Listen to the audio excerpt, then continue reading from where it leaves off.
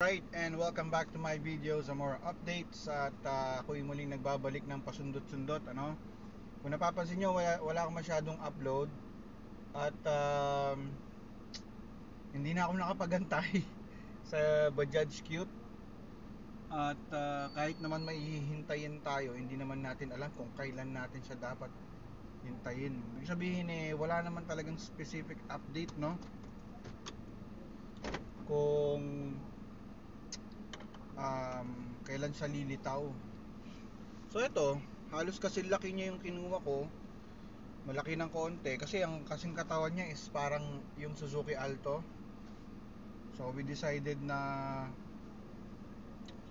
kumuha ng halos kapresyo niya, 270. Ito na nga.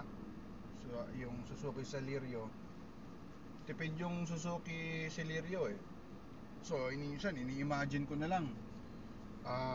Baka ganito rin yung konsumo ng Bajaj Cute, no? Wala yan, di pa talaga dumating eh. Wala talagang update versus dun sa merong mga commercial na lumalabas, medyo namamag-asa ka pa na baka sakali. Eto, kunwari na lang Bajaj Cute to. Naka aircon, tipid, malaki ng kaunti sa Bajaj Cute, kasya kaming lahat. Kasya yung 5 doon, di ba? Kasya din na may 5 dito. O kuya, daan-daan ka sa pagtatanggal ng center stand mo, baka tamaan mo ko. Ayun, so say hello, son. Hello. Ayun. I like you guys. So ayun, nainip.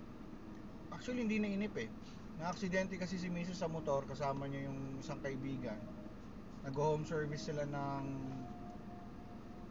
Glutadrip at saka body slimming, no, na treatment. Na-aksidente sila. Galing sila dun sa isang prime customer namin, isa sa mga primera klase namin na customer. At yun yung masugid naming customer, no. Yun yung mga customer namin na babaliin namin ang schedule namin para sa kanila. Ganun sila ka-importante sa amin. Si Mrs. You got what you need? Bumili na rin ako ng hotdog para di nabili ng bili sa tindahan. Ayun. So ayun, di na kami nakapagantay sa hello. Di na kami nakapagantay dun sa uwi na tayo? Di na kami nakapagantay dun sa Bajaj Cute na nire-review natin. Kinailangan na rin kasi nga na-aksidente si Mrs. Kaka-recover lang niya. Halos di pa nga siya makagalaw-galaw. It's right here. Ayusin mo ito po. Yun, kailangan na namin magsasakyan na dahil na nga ano pa naman, alam mga pagmotorin ko pa ulit si Mrs., no? So ngayon binibenta ko na yung binenta ko na yung Toyota Corolla ko. Bibenta ko na rin yung motor ko niyan, papaayos ko lang muna. Tapos yung may ipon natin na pera, since hindi ko naman kailangan na ng Maxi Scoot, ng Matic, nagsawa na ako, ilang taon lang ako naka-Matic. At ako lang naman na mag-isa magmumotor, wala naman ako iangkas. Hindi naman na pwedeng iangkas si Mrs. Sedan, yan.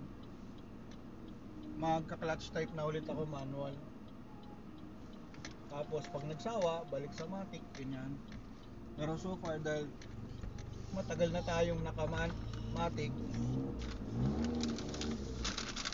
baka this time pwede na ako mag-manual. Total ako na lang naman mag-isa, no? Sorry guys, madilim. So yun lang update. Wala akong masabi, wala akong makwento sa inyo eh. Clueless din ako eh. Alangan naman magsinungaling ako sa inyo, di ba? Wala naman talaga eh. Buti pa yung Maxima pumasok, yung pickup type pumasok. Yun ba yung Maxima, yung pickup type? Kung ano-anong 3-wheel ang pinapasok nila dito. Siguro may impluwensya na, may mga impluwensya na dahilan para hindi makapasok dito yan, o talagang nagkakatamaran, o talagang hindi lang pumutok yung market ng Bajaj Cute 3 wheels sa Pilipinas. Siguro hindi hindi masyadong putok, hindi nila nakikita na gustong gusto natin. Yun lang ang mga naiisip ko, no? Sarili kong opinion. Kasi patok pa rin sa atin yung single na motor eh, diba?